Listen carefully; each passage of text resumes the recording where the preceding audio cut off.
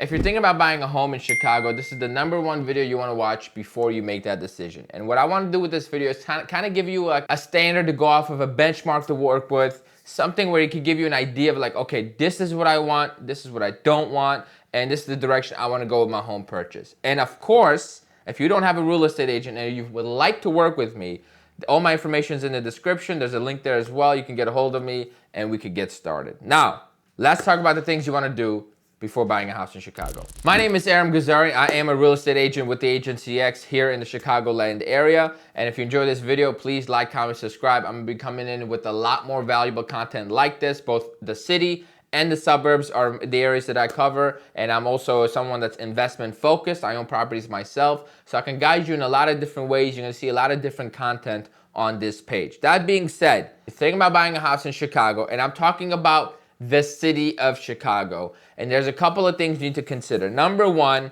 what's important to you? What type of amenities do you care for? If you want like to have a gym in your place and you want to have a high rise, that's important to you. You want to have a great view. You don't care for outdoor space as much, but you want to be in like the thick of it all. You want to be in River North, Streetersville, Gold Coast, all that. You're probably going to be paying a lot more in HOA. Right? So which means your costs are gonna go up. You're gonna be able to afford a lot less and pay more.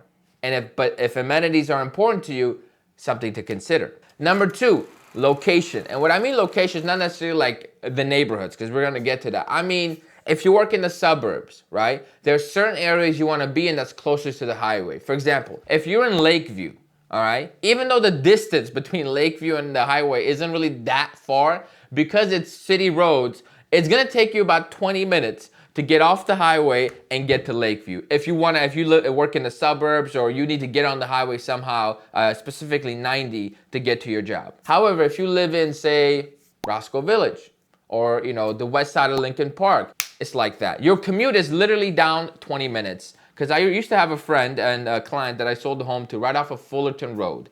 Fullerton and Greenview. It's just about 5 minutes off the highway. For me to get to his place was about 30 minutes from the suburbs, okay? He now lives in Lakeview. For me to get to his place from the suburbs is now 50 minutes. No matter the traffic, it doesn't matter. It's the same amount of time. And it's exhausting. So save yourself the journey and be a little bit closer to the highways if you can help it. And along the lines of location, you gotta really figure out, are you a person that likes to walk places? Or do you have a car and you like to drive? Because that is also going to determine where you should be at. The reason I say that is if you're in River North, having a car is going to be very difficult and incredibly expensive. But if you're in, say, Lakeview, Wicker Park, Roscoe Village, Logan Square, Ukrainian Village, some parts of West Town, not West Loop, it's not going to be as bad because of the type of properties you're going to be buying over there. But if you're in River North, the Loop, Gold Coast, South Loop, all that stuff, that's a lot of high rises, and parking is not easy to find. There is no real street parking, and if you want to have a garage space, you go ahead and expect to pay minimum of $250, right? But if you don't have a car and you want to be close to the water, do what you have to do.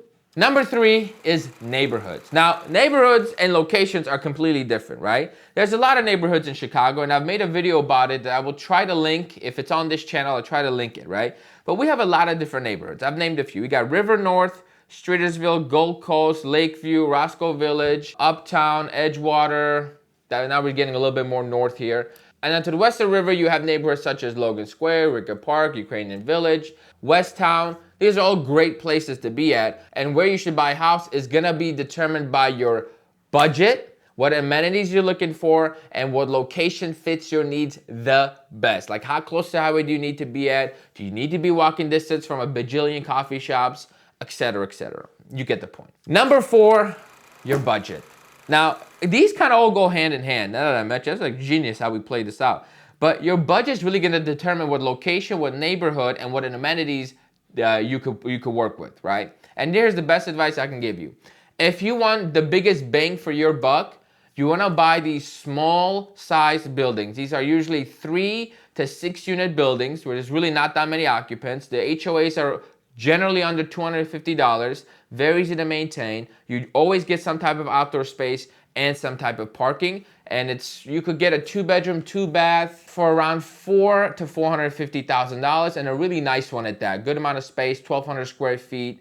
And the payment, funny enough, even if you pay $450, will be relatively the same as if you were to go live in River North and get a condo for, say, $350,000, because the HOA payments in River North are going to be in that $600 to $800 range, which unfortunately, if amenities aren't important to you, that's a sacrifice you may have to make, because $600, $800 on your HOA does really nothing for you. It's not building equity. You're not paying down your loan in any way.